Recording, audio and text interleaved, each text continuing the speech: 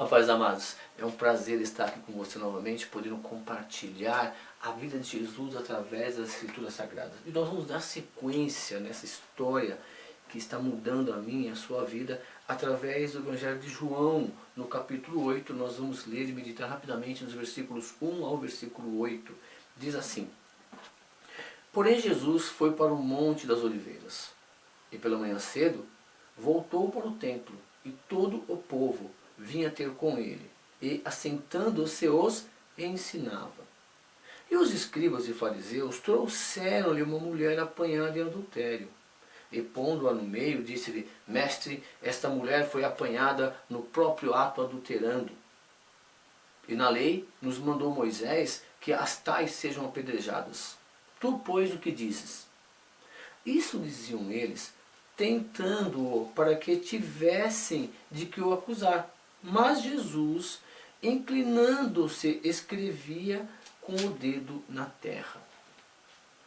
E como insistissem, perguntando-lhe, endireitou-se e disse-lhes: Aquele que dentre vós está sem pecado, seja o primeiro que atire pedra contra ela.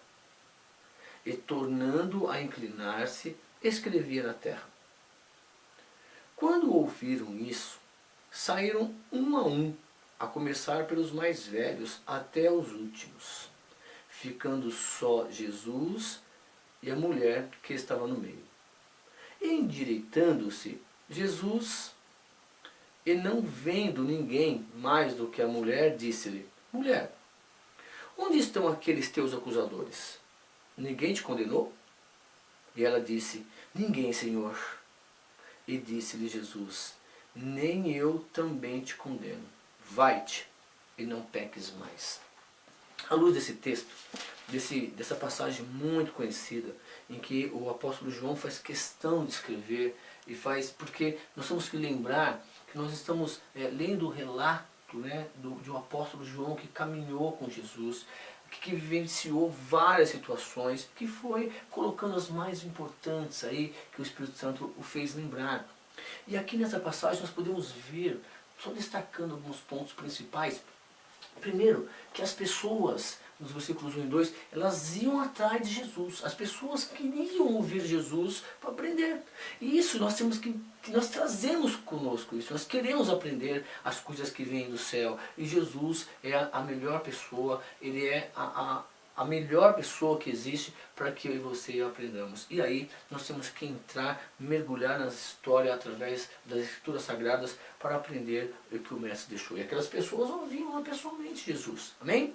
E aí, nós não podemos esquecer que também, naquela época, existiam os religiosos, como nós já estudamos naqueles grupos sociais que você já estudou conosco aqui. Então, assim, os fariseus e os saduceus, eram os grupos religiosos da época, que eles conheciam de tudo do Antigo Testamento, das leis lá de Moisés, há mais de 1500 anos atrás, que foram escritas, que nós vamos estudar essa história importante, que nós viemos a estudar essa história lá do Antigo Testamento, quando o povo sai do deserto, e o povo sai lá do Egito, quer dizer, e o povo habita na terra, e Jesus então, Deus então, quer dizer, ele dá as leis para aquele povo, para ter uma conduta social adequada, porque aquele povo ele saiu de um local, e como é que eles iam agir?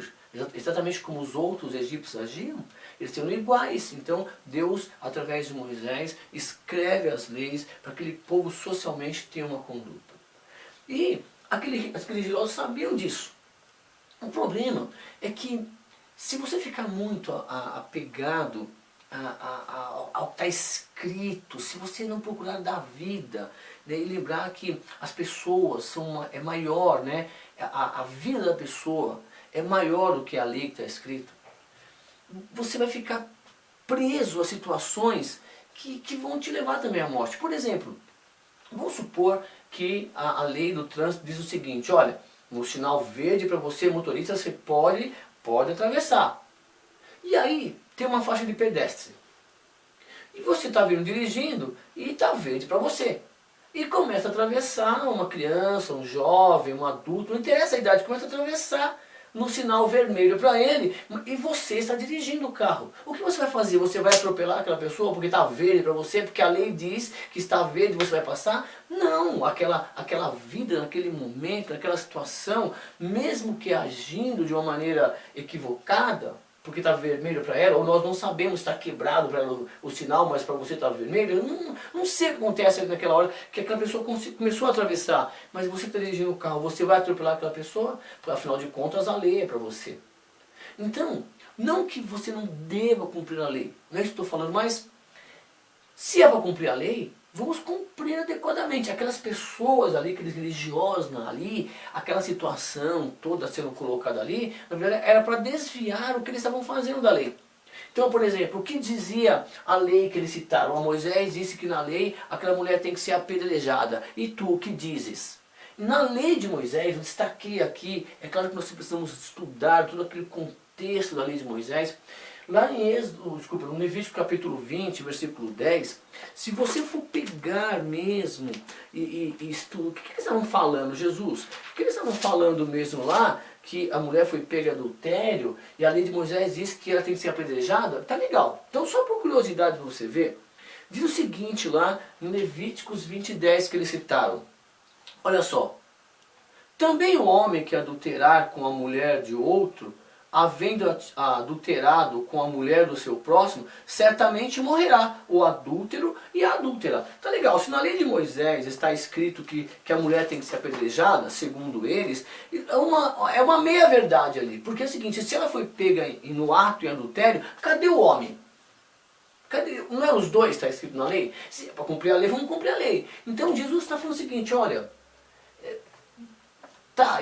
ele viu aquela situação, ele continuou escrevendo. Jesus não se importou com o que os religiosos estavam dizendo.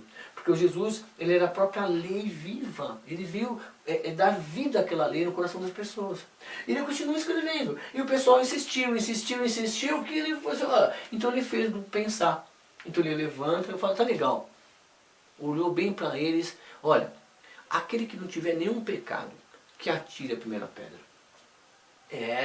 E voltou a escrever normalmente. Quer dizer, Jesus, ele coloca em xeque a ação daquelas pessoas em retirar aquela vida, usando para retirar aquela vida as leis de Deus.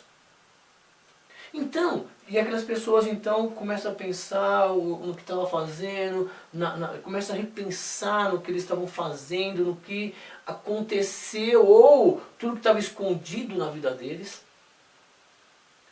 E começam a jogar as pedras fora, um por um. E a Bíblia diz, a começar dos mais velhos. E Jesus então, milagrosamente, ele faz as pessoas rever os conceitos.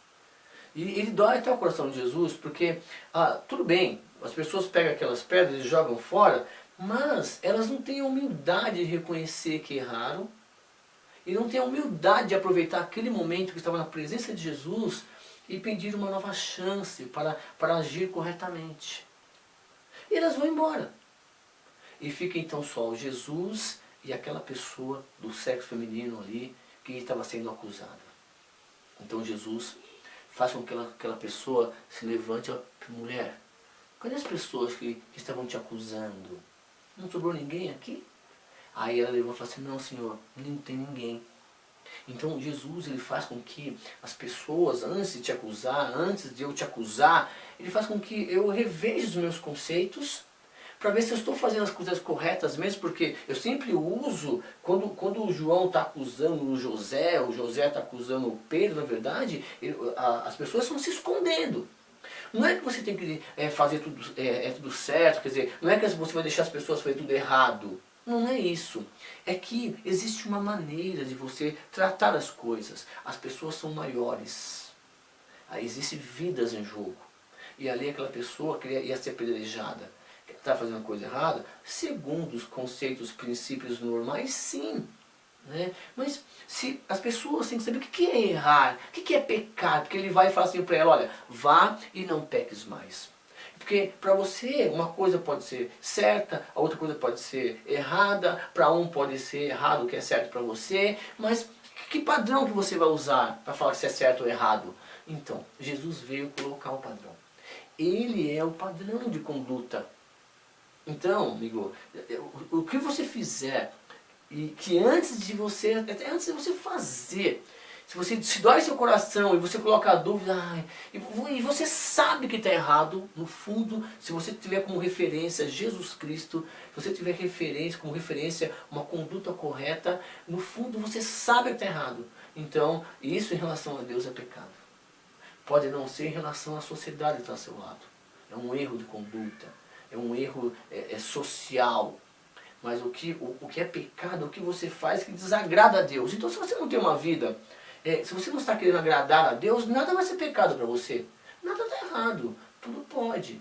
Mas então se você decidiu andar no padrão, se você decidiu citar a lei de Moisés, se você decidiu citar as Escrituras para julgar alguém, condenar alguém de acordo com o que está escrito, é bom nós vivermos nossos conceitos, porque nós não podemos pegar só uma palavrinha. Se é para julgar em relação à Escritura, porque para Deus não existe o Antigo Testamento e o Novo Testamento. Para Deus é uma palavra só.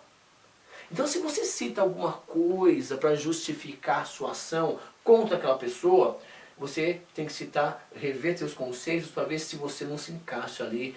Porque assim, são dois pesos, mas é uma medida só. Então, Jesus fala o seguinte, olha, para aquela mulher, olha, nem eu vou te condenar. Mas tem uma coisa, tá? Vá e não peques mais. Quer dizer, procure, olha para frente.